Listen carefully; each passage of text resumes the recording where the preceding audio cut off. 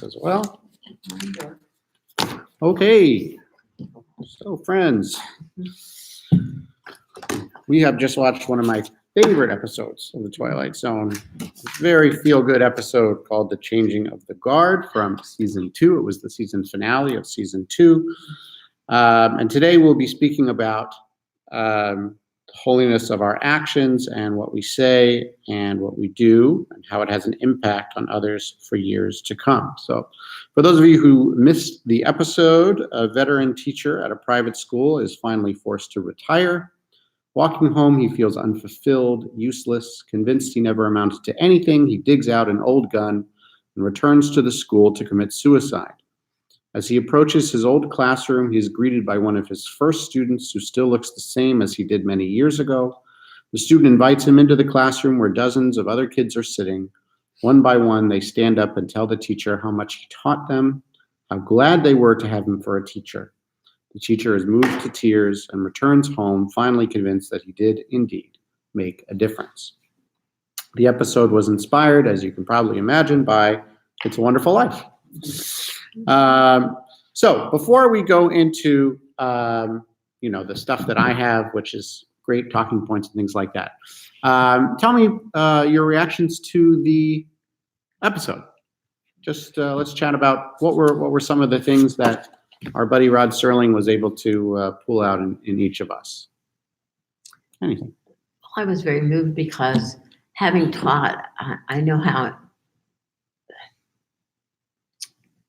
When I run into my former students and they say to me, we learned so much in your class, but we had so much fun in your class. And it's a great moment. Mm-hmm. It is a wonderful thing to hear. We don't hear it a lot. Right. It's nice to hear it later though, right? Yeah. And the fact that so many of my students have risen so far above the level that when they came in, they were from mostly culturally deprived homes and underserved neighborhoods and whatever, and they increase the value of their lives, I hope, by being in the class. Lovely, wonderful, thank you. What else, friends? What else did we take from this episode? Just there's no wrong answer. Just general things. I'll just piggyback on what you just said, Alberta, because I found it very moving too. And I think it's, from being a teacher, and that's what you always hope for. You're planting seeds, and Right. you hope that they'll bear fruit. You never know. So I've taught in several states. I don't know what happened to these kids. I don't see Right. them. Right. You always hope Right, that you made a wonderful, difference somehow. lovely, wonderful. Yeah. What else? I remember some of my influential teachers and meeting them when I was in college, and they were my high school teachers. And remember telling them they had prepared me well, and they weren't easy, Mm-hmm. but they prepared me well, and I was very pleased. In fact, it was a husband and wife that ended up working at the same school at the later parts of their lives. And I had them both. And I was so impressed by their respect for what they taught and what they taught us that I blew up at one of them one day.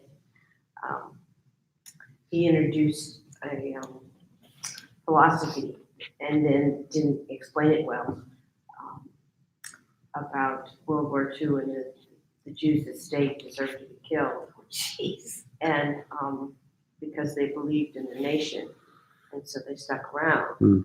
And he kind of fluffed it off. And I was one of 12 Jewish students in a high school as big as Jeff. Mm-hmm. And I couldn't leave it alone because these were kids that some of them hadn't even known about the Holocaust. And but I was angry, and I was like, no, you don't understand. That's just a philosophy. That's not the truth. And I was really mad. And everybody was like, oh my God, that's Pam. She talks a lot, she's not top A student. And he called me later that day after school and apologized. There was a mutual respect. Mhm. But I think he appreciated that. Did he Wonderful. later make it right with the students? I mean, how did he? No, I made it right with the students because it was a very dramatic part of my life in high school because my hand, no, that's not right. You can't believe that. That is a philosophy that has to be explored and understood, and we don't have time for it now. But don't anybody believe that in any way, shape, or form those people deserve to die in such a manner, and or something. Maybe not that elegant, but I just made it across that this was a deep discussion that some people I had heard have, and I knew the background, and he wasn't going into it. Somebody opened the door and he closed it very abruptly. But this episode was just kind of like one of the teachers that I really respected. Wonderful. And Do you not feel that if he apologized to you, maybe he obviously still believed that if he didn't come out and say to the students, gee, I didn't make, quite the right impression about this as I think it would have been. He didn't believe that at all. He was trying to stay on subject, but it was during the week, so I was amped up already. It was the week of the series, The Holocaust, Oh, and the rabbi. I went to the rabbi because but near the end of the street week, I felt this huge weight on me because people I knew and didn't know were coming up to me, asking me questions that I had no answer. Right. There is no answer for. Mm. And some of them said, "What Holocaust?" Right. And he said in a sermon, he said, "It's amazing that our students had to stand up with their knowledge, and it's too bad that these kids that had asked them believing hadn't been educated," and which is completely off the subject, but Yeah, let's stay on topic, but thank you. I appreciate the mutual respect. That was very, I think, a wonderful thing to speak about that we saw in the episode. What else, Deb? Jan? Ironically, because I had a lot of different things going on. I had Sure. young people dying because of war. Sure. Yeah, Yeah. yeah. But interestingly enough, I spent a lot of stupid time, but it wasn't stupid, trying to find a teacher recently who was the one that made me think about teaching, which I didn't do. I went, and I mean, you're online and you have little, just this Baskerville, you don't even have a first name. So I called the school corporation and they researched and they went to the alumni and all this, and it isn't going to happen. Maybe she's dead, but I really wanted to do that. And recently I went to Happy in Florida, and I contacted an old PE teacher who at that time was not great. She wanted me to be a NARD because I was doing drugs. But anyway, I said, no, I don't think so. But through the years, I was like watching her career because I really respected her and the title, whatever number it was for women's sports, and I was involved in all that. And I was in Naples and said, yeah, I'm going to be in Naples, and they wined and dined me. And I was telling her what an impact she had. And she went to the restroom, and her third or fourth husband, she married well, was in tears, saying, "You don't understand." Mm. And she's older, but it took so little of me. Mhm. It took so little of me, and I had a great Right. time with them, and we had fun. But I tried to do that, Mhm. especially with the older people, to remind them all the time on their wisdom. And I don't care what grade you went to. I just left a woman's house who's 88 and has an 8th grade education. Right. Even though her wanting education means she's trying to convert me. But anyway. What else is I got the 4 kisses on the forehead, the Son, the Father, the Holy Ghost, and her. And that's, but trying to make everybody feel better that they Right. had an impact. And I think so many in the Jewish field go into teaching, go into human services, or use whatever avenue their career is to do that little extra. And I think some of it's Judaism because I think it's really important. But especially when the present, we don't say, oh, I've got to do this to get to heaven. I gotta be here doing all this so we won't go to hell. We deal with the present. And so the pain that I'm rambling, but It's okay. it's just, so many stuff was like, especially today, just smacking me. When we all get drained from trying to do more to make us feel Right. better so yeah, it was a lot of stuff. Good. A lot of stuff is good. Thanks for sharing. Yeah, of course. Yeah. Do you have anything to add?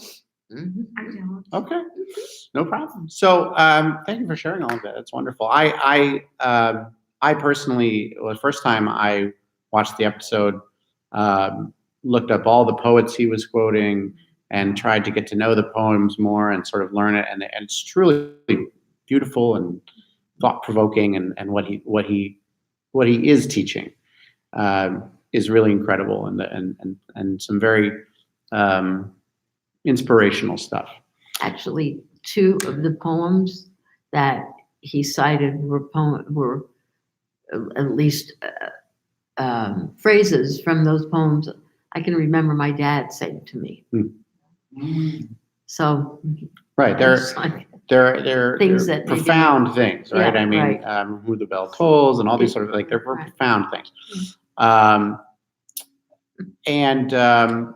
And so I think it's a meaningful and beautiful, and there's all kinds of things to take from that episode. What we want to take today, we want to steer the direction is the ideas of legacy and the ideas of impact and that sort of stuff. So what I want to do quickly is just sort of do sort of a crash course, very, very briefly, talk about how education has been so important to Judaism for so long. Certainly, as we moved away from first century Judaism, away from the cultic understanding of the temple being, and all that once it's destroyed, the Pharisees evolved into the rabbis, which maintained the oral tradition and the written tradition, and so pages and pages of things were commentaries and arguments, things like that, and it was all written down. And starting from that time, even before so, Jews had the largest libraries of anyone. We had the most things to say. We had the most teaching things. The yeshivas were built. Students would, and there are all these prayers and liturgy about the importance of teachers and students and learning. And so somewhere in there, they're ingrained this not only thirst for knowledge, but a absolute need and respect for learning, for growing one's intellectualism, whatever that meant. If that meant in the beginning narrowly into the rabbinic field of Judaism, that sort of thing, but as we moved into especially in the 1700s and 1800s, into the assimilated culture, moving into universities and things like that, there is this drive in Judaism to continue to learn and to teach, to learn and to teach, because those above all are centered in our most precious prayer of the Shema, the part of the Shema, the V'ahavta, right? That you teach these things to your children, pass them down to your children. It's ingrained in the most necessary and important prayers in our faith. That the tradition of it all, passing of it down, the gifts of knowledge and understanding are so deep within us. They are expressed differently throughout the centuries, but the drive for learning and passing things on is deep within Judaism. So I want to make sure that is certainly a big connection. And the things that he's teaching are older. Some of the students look like they don't like they're getting it, right? They're sort of not paying attention. Well, that's welcome to Judaism, right? A lot of the stuff is 2,000, 3,000 years old, right? And people will blow their gum, or whatever it is, and not pay attention. But the nuggets of it are supposed to get through, and they do most of the time. There are values within Judaism which are passed on through our stories, through reading of the Torah, through Devar Torah, through these things, so that people can say, you know, I don't agree with this, but boy, that taught me about blank. You know, that's the idea, right? And so that's one of the things that really connected this to Judaism in terms of that holiness. There's a holiness of passing on our knowledge, a holiness in inspiring others, a holiness in the actions that we take that provide impact. So in this case, the teacher may not, as you said, I may not have, you know, won a war for humanity, but I inspired this person who helped fight cancer, and this person who saved people, and this person who, you know, who did research in New Guinea, and you know, like the legacies that we leave are not intangible, right? They are accomplishments that we connect to ourselves, to our actions, and that's a very Jewish understanding. It's a very Jewish belief that when we teach a group of students, each one of them has that opportunity, right? In Talmud, we say, you save one person, you save the world. Well, that's not necessarily saving them from death. What you're saying is, if you inspire a person, they could create an entire world, an entire generation, and each one of them creates all these wonderful things. So there's so much about that in Judaism. Well, and what I find interesting is that the Torah commands you to study the Torah, but, and what I just say, this is silly what I just No. Anyway, it commands you, but it says that your goal is to study, but if you cannot achieve like the very top of your class, or you cannot do this, it's still acceptable. It's more than acceptable. Yeah, you study to the best of your ability. Right. I mean, that's you have to pursue knowledge to the point that you're capable. I mean, basically, and I think that's good. That's why that gives people a little bit of a leverage there to, you know, if they're not capable of being a professor, well, hey, that's okay. Right. You just do what you can do, and I think that's. Yeah, the Mishnah says in Pirkei Avot, it says, you're not obligated to complete the work, Just to nor are you free to desist from it. exactly. Meaning what you're saying there, Alberta, is that you're not expected to perfect everything, to get to finish everything, but that doesn't mean you don't try. That's exactly what the rabbis of the Mishnah were trying to say, right? The other thing I would like to point to is the liturgy that we read on Saturday mornings called Elu Devarim. These are the things that are limitless, of which a person enjoys the fruit of the world. They're honoring one's mother and father, visiting the sick, accompanying the dead for burial, you know, all these sort of things. And then at the end it says, but the study of Torah encompasses them all. Why? Because the study of Torah teaches you to do those things. Yes. Exactly, it's circular. So if you study the Torah, and if you study other rabbinic texts, right, if we're talking about Torah with the lowercase t, right, like the Mishnah and the Talmud, you will inevitably do things that are right for humanity, and they will be their own reward, right? And so very much so in this same vein. Okay, Pam? Yeah. It was quite surprising for me. Teresa went to IU, and she went to an introductory freshman thing, and she met some kids. And even in that situation, there were more Jews just in that 100 kids in that room than she'd seen off from high school. Mm-hmm. And some of them became her best friends. And some of them were on her floor. And not that she ever, after that, shared a lot with me about what she was doing in college a lot of times. One of the things she said is the Jewish kids on the floor celebrated Hanukkah in one of their common rooms, and they invited everybody to come in and light the lights with them every night. And so a lot of the floor came in, and it ended up being a social time Mm-hmm. where these Jewish kids, one, bonded, but two, taught other kids. Mm-hmm. And it was just ingrained to them that this sounded like a good idea. Right, exactly. Pass it on and as we move into in terms of later Reform Judaism, in terms of universalism. We pass our knowledge on. We extend ourselves to be a light to the nations, not just within the Jewish community, but they're things that we can teach to everybody. So let's move to what I have written here as the Jewish impact on society. Alberta, are you okay to read this first little dot here? It's by John Adams. Sure. I will. I'm sorry. Yeah. That's all right. I mean, I can read it, but I just Yeah. here. I will insist that the Hebrews have done more to civilize men than any other nation.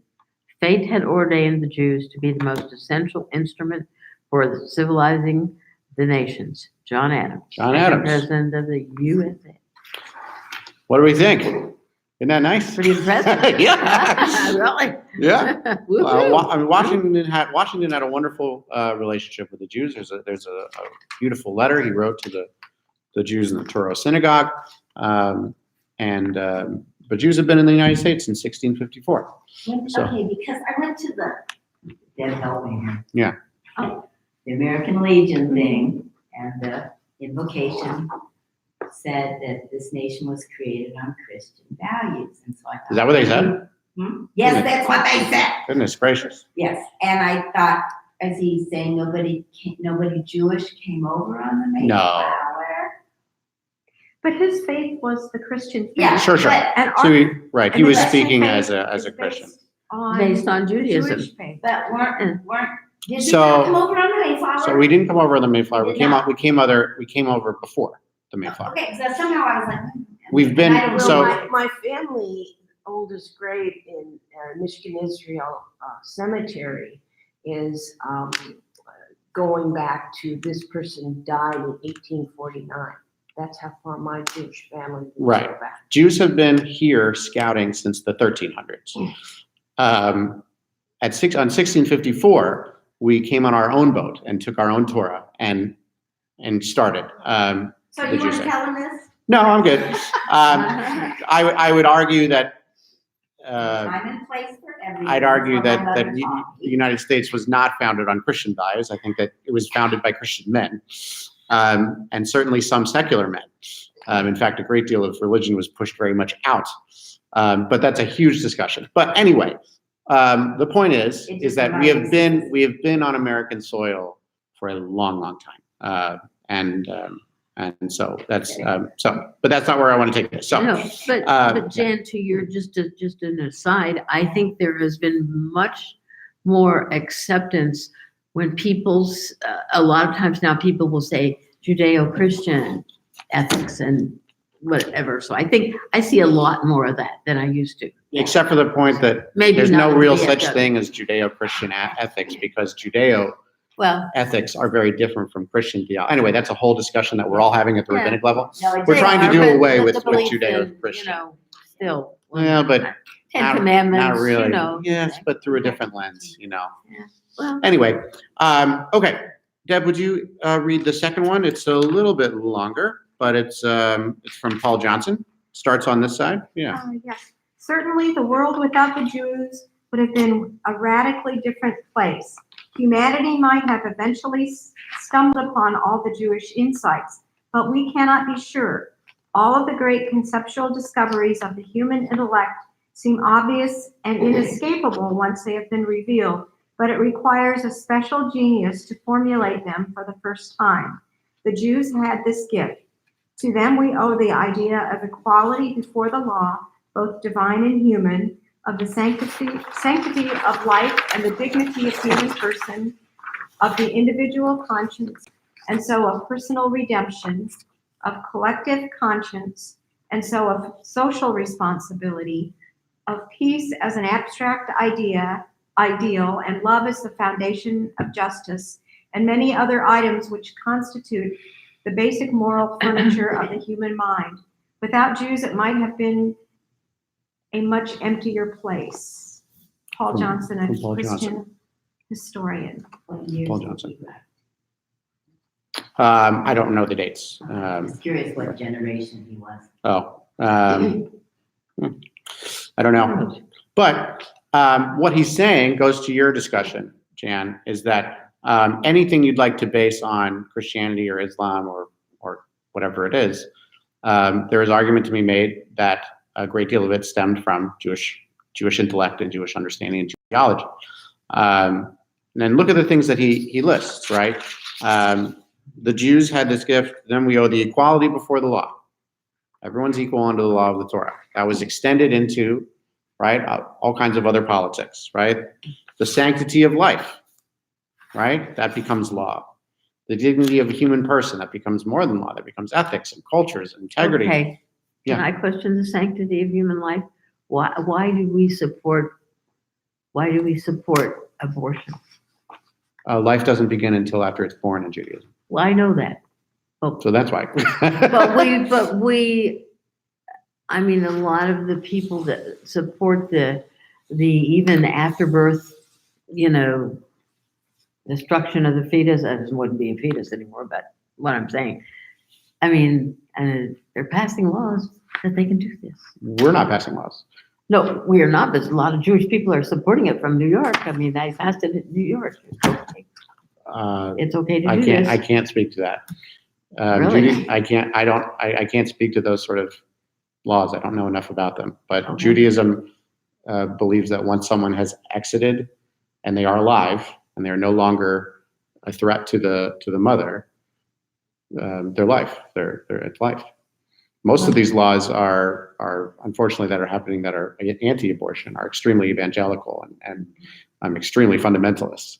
They may be, but I And against can't say that. scientific research as well, which Jews have worked in as well to show. Well, about- I'm for Right. abortion in certain cases, but right. So obviously- is Judaism for certain Yeah. in certain cases. Yeah, but Correct. I thought it was almost all cases now, because with this last. Judaism is not run by New York Oh, I know But, that, but I'm just Or saying. politicians. or politicians or particular politicians. groups or lobbyists. Granted. Every particular denomination of Judaism has an interpretation on this. But in traditional Judaism, abortion is allowed in certain cases. Right. In Reform Judaism, it's allowed in certain cases. We leave the other stuff to the doctors and that sort But of a thing. matter of choice, if it's a matter of Correct. choice, Correct. so, I can't speak to even to the truth of the ideas of killing babies after they're born. There's a great deal of conflict on whether that's even true. But well, but a doctor I'm sure there's a testified doctor. to it, okay, But I can't speak to that. A doctor also testified that vaccines cause autism. So I mean well. I know can't. that. I don't want to speak to one doctor, but it certainly doesn't overarch in terms of Judaism. Judaism and certainly Reform Judaism, of which we belong, sanctifies life and understands the dignity of a human person. All of these, of course, are giant discussions that Exactly. are which is why we have pages and pages in the Talmud. But yes, but then it says the collective conscience of social responsibility. We spoke about social responsibility, of peace as an abstract ideal, whether Jews, it might have been a much emptier place. So again, this reflects the idea of the legacy of Jewish theology, starting from when we started to build these law books and textbooks and things like that influenced even in the 1st century and 2nd century as Christianity was growing, in the 6th century when Islam was growing. You can trace it back to these ideas, which were quite different from some of the other Near Eastern pagan cultures. The ideas of monotheism was new. The ideas of all these sort of things you can trace back that were very different and went a different path than some of the others there. And so it's very nice what this historian is doing and saying that if you trace it, you can trace it back to these ideals which were created and not necessarily we can't treat everything as like the beginning. A great deal of stuff Israelite borrowed from other cultures as well, but the package that they put together, right, is something about something that created an influence and legacy in the world. But that's been modified through time. I mean, Yes. certainly when we talk about sanctity of life, God told, I'm not good at all this, God told somebody to sacrifice somebody. Thank you. Abraham. Yeah, so I mean, the views of. Yes, there's lots of things that occur in the Bible that are I can't stand that story, but I yes, know, there are. I know. there But are I'm really saying, problematic I'm sure things. we But didn't yes, always say no abortions or always say, hey, any. you never said abortions, anything right? always. Yeah, but I mean, as you read in and, again, with any of this, we can read and twist and turn and interpret. Sure, of course. But I think there has been a flexibility in Judaism to look at things or even go back and look at things and change, especially, with things that are big like abortion in terms of, How far things are acceptable and they're not, and they're whatever, and yeah. even, from a medical viewpoint to philosophical. So I Right, think what I've appreciated about Judaism is it does revisit. Does it mean that every single person who's from a Jewish background is going to agree? No, because we're all Certainly raised not. differently. We're Certainly. all from different cultures of, stuff. So I think, but that's a hot topic where, not all Jews are going to agree and not all, and so I think we've seen what happens in religion when certain groups pick and choose parts of stuff. But I've always found Judaism to kind of be, I don't know, I like the flexibility. I like the re-looking at things. So I don't know if that feeds into what you're saying, that don't be saying all Jews believe this and all Jews believe that. No, and I think let's extend this outward in the fact that part of the beauty of Judaism is it's always a conversation. There's always a majority and a minority opinion. And people will take the majority opinion or the minority opinion, or there's even a third opinion or whatever it is, right? I heard it was 10. 10? That's pretty low, I think. That's pretty low. So, but the idea is what's not important is the answer. What's important is the discussion. And that's why in the Talmud you see, well, this guy said this, but this guy disagreed. The disagreement's important because that leads down another path. And the agreement's important. And why you agree with part of this, but not the other part. That's the intellectual drive that we're talking about here, that we pass on. That sort of is that when I say to people, oh no, Jews argue with God. And they're like, Yeah, of course. Like, no. That's that. Our name, Israel, literally means one who wrestles with God. Oh, really? Yes. But So, I think they think yes. that, just in terms of that, that conversation you're talking about, they're like, Very different philosophy, very different theology. Pam, would you read the last one, the Thomas Cahill? The Jews started it all, and by it, I mean so many of the things we are about, the underlying values that make all of us, Jew and Gentile, believer and atheist, tick. Without the Jews, we would see the world through different eyes, hear with different ears, even with different feelings. We would think with a different mind, interpret all our experiences differently, draw different conclusions from the things that befall us, and we would see a different course of our lives. This comes from the gifts of the Jews, how a tribe of desert nomads changed the way everyone thinks and feels. The author is Thomas Cahill. Right. Exactly what we've been trying to say.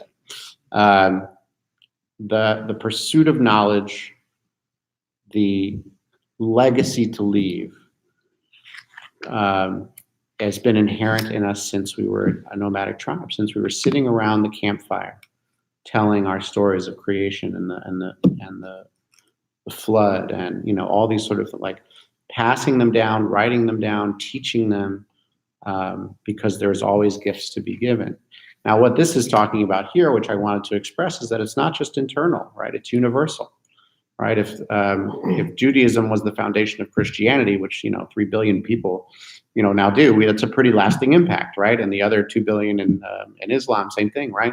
But remember that Jewish values also formed early societies, right?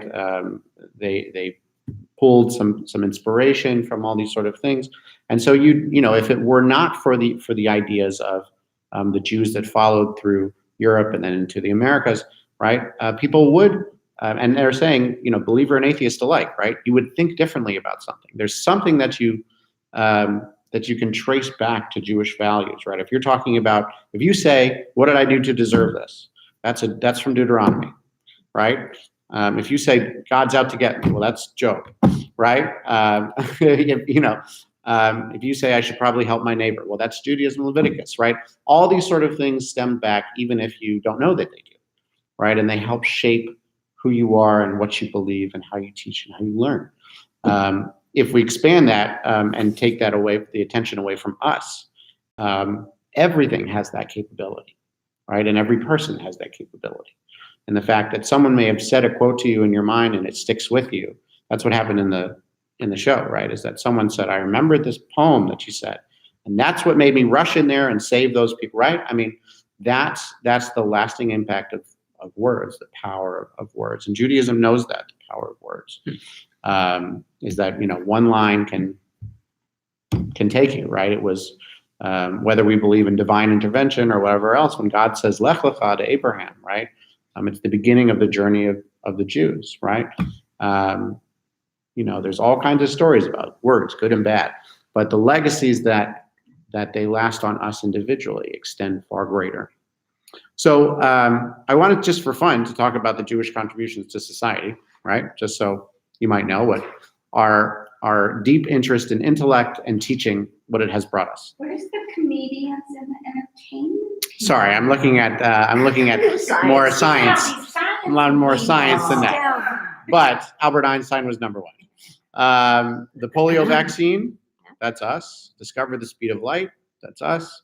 Antibiotic, that's us. Color photography, infectious diseases being spread, structure of antibodies, first cancer virus, atomic nuclei, the laws of thermodynamics, Sigmund Freud, our father of psychotherapy. Point out that it's a woman there. Oh yeah. Yeah. Yeah, we'll talk about the problem of early patriarchy later. There are some that believe that Christopher Columbus himself was Jewish, a Marrano, a convert, who was. It's why he was chosen for this. He was expendable. Yeah, he was expendable. At 1492, when they were getting rid of Jews, they said, "Sure, go to America. You'll die anyway." I've never heard that Christopher Columbus was Jewish. It's a theory. I It's a heard theory. that. He was It's a Marrano, I heard meaning that. his family was possibly Jewish in secret. Yeah. Right. But it was 1492. Remember, for everyone, they say 1492, Christopher Columbus sailed the ocean blue. For us, 1492 was the Spanish Inquisition. So it was not a great time for us. So it's possible, there are theories that Christopher Columbus left on his own accord and volunteered, or that he was expendable and they said, go try to find India and don't come back. Benjamin Disraeli, the Prime Minister of Great Britain, the sewing machine, hey, how about that, right? Oh. Levi Strauss, hooray That's for not- jeans. That's not the author. I think No? No. Isaac Bashevis Singer? No, not the author. Just Isaac Singer, a different Isaac Singer. Levi Strauss, if you go to Israel, the town of Netanya is literally formed after his brother, Nathan Strauss, founded by him, right? And Joseph Pulitzer, hey, how about that, right? With an estimated 7.4 billion people on Earth, Jews comprise a mere 0.2% of that amount, about 14 million.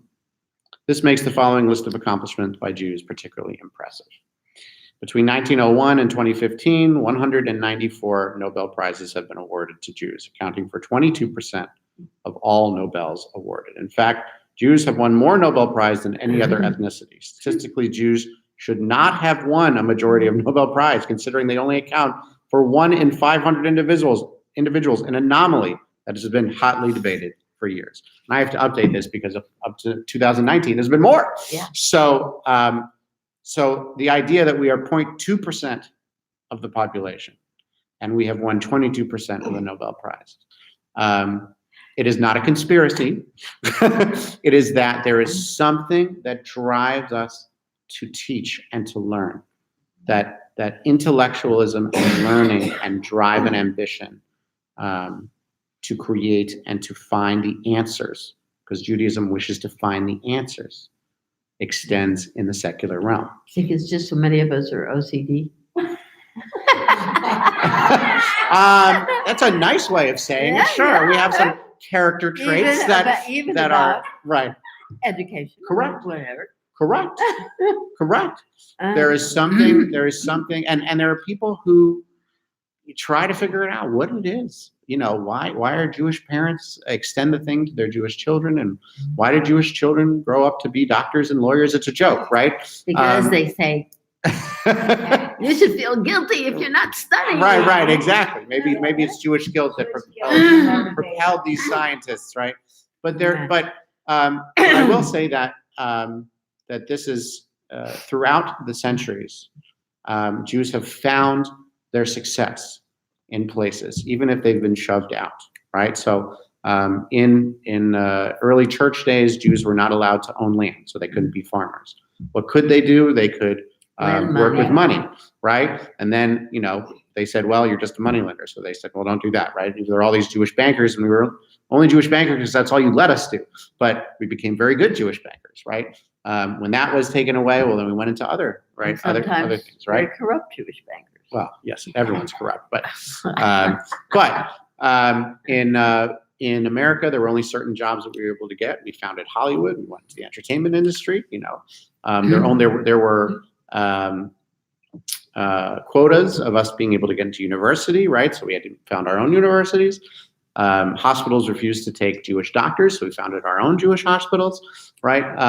We refuse to back down, right? We will find our way to continue to explore, and that is something that is deeply ingrained in the Jewish mind and soul. Any final thoughts about the holiness of our actions through the holiness of the Twilight Zone? Well, I think it's subtle because it's a lot of this. Mm-hmm. My parents. It's always subtle. Mm-hmm. Yeah, they didn't finish college, but boy, that was, they started my fund for college. Right. The minute I was born, because education is how, and I think all these people, education is how you rise above bad situations, and nobody can take that away from you. Mm-hmm. That you can lose jobs because of discrimination, but nobody can take your education away Right. from you. But I think, it was nothing ever attributed to Judaism, which is kind of like no one said, we're Jews and therefore, it's that subtleness. Right. We don't maybe walk not around so saying, subtle in our family. we don't walk around saying, hey, we're Jews, we're great, right? We don't really talk about it. Mostly because It's dangerous. it's dangerous. Mostly because there's a great deal of jealousy and and that when we're successful, it must be a conspiracy and we must be controlling the world. The reason why we have so much money is because it's not because of our accomplishments. It's not because of how hard we work. There must be something that we're doing that is secret and malicious. That's the whole idea. I don't think it's so of it much all. that, but there are certain people who have become very influential, who have set a very poor example for the Jewish people. And I think it's really frightening to think that people equate us, all of us, with like Madoff and people. Madoff's no good. Yeah. Well, there's just, what's his name? Epstein. Come on, not No. good people, And what the and you're hell right. goes on with, what happened to their Jewish values? That's what Right. I really have a hard time with that. That's hard. And even George Soros, who turned in his own Jewish cohorts during the war. That What the hell? has been debunked, Alberta. That's been debunked. I think you've read different debunking than I have, because he has bought up all of these understand. entities and he's trying to influence the whole world. But that's the Jewish conspiracy. The George Soros No, conspiracy is I don't think it's the Jewish. that he's trying conspiracy. to. That's, But he is Jewish, is but what I'm that's, saying. but that's I don't what I'm think saying. That's what people are using as saying they call it George Soros, but that is the entire idea of what we're talking about here. That people use But he George does Soros. go in and try and influence governments. He's gone into Hungary. He's gone into all the middle European countries and said, he's bought up many of the people who are running these countries. And Say, that's the I truth. invite you to read about the Rothschilds conspiracy. I know about the Rothschilds. That's the same thing. It's been said Well- about us for centuries. And yet there was a situation, and this touches my family and Linda Cohen, by the way. There was a lack of Jewish engineers hired, and so there was a quota in the mid-50s, and Aerojet General ordered started a new division that was going to assist and work with NASA, and they hired 7 Jewish engineers. Now, these 7 Jewish engineers ended up going to the temple, where we went to the temple, and one of those 7 and became very tight family. My best friend and Linda Cohen's brother was one of my parents' friends of this group. And it's so interesting because I could probably go back and do this, but there was this lack. These Jewish guys came in. There was only one temple. They all went to the Reform Temple. They all had kids, and all the kids knew each other. And suddenly there was an acceleration of everybody ended up going to living in approximately the same neighborhood because all the parents wanted them to go to the high school that was going to glean them for college. And it was all because of this one unfortunate situation that's just giving me this. Where was that, Pam? It was in Sacramento, California. Oh, really? And so we were playing Jewish geography one night with Arnie and Linda when my parents were alive and came to an event where we all were in Jewish homes and we came here. And come to find out that it was no, it wasn't Linda's brother, it was Arnie's brother. And there is a situation of Jews continuing to have the same philosophy. All these guys were engineers. All of them were married with kids. All of them were pushing the same thing, with the same philosophy, following the Jewish tradition of family and education, and all these different kids all went to college, and so you see, and that's a very positive situation. It was serendipity, but suddenly you look at it and you go. And all those kids and all those men, they were men, but they're all engineers, and they all have these families, and they're always, forward pushing. Your kids should have better opportunities than you do. And so That's correct.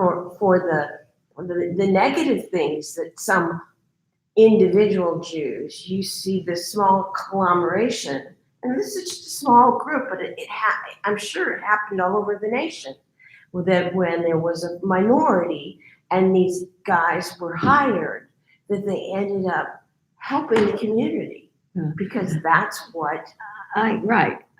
I see your point too, but and I'm looking at, okay, NASA in general, okay, because NASA rose to the forefront, all of a sudden they were a big deal because they were trying to get to the moon and da da da da da. And so most people didn't know that Werner von Braun, Nazi sympathizer. Okay? Well, then, so the government, so I guess people complained about it. So then not a direct relative, but on the other side, Silverstein was Nell, my aunt by marriage, her brother was the head of NASA in Cleveland. He's the one that actually hired all the astronauts and everything, but they hired him to combat all the bad press about Werner von Braun. So, do we have to wait for something to really go wrong before we get hired? I mean, course maybe not now, but at certain points we sure But all did. these Jewish guys had already gotten their engineering degree.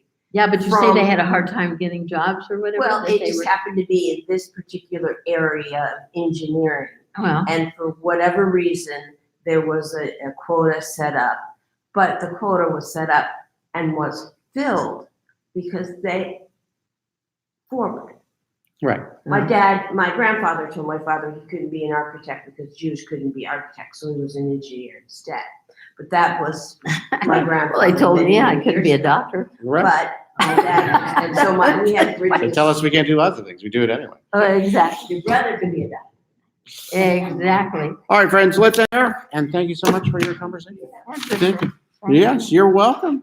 You're welcome. Thank you. And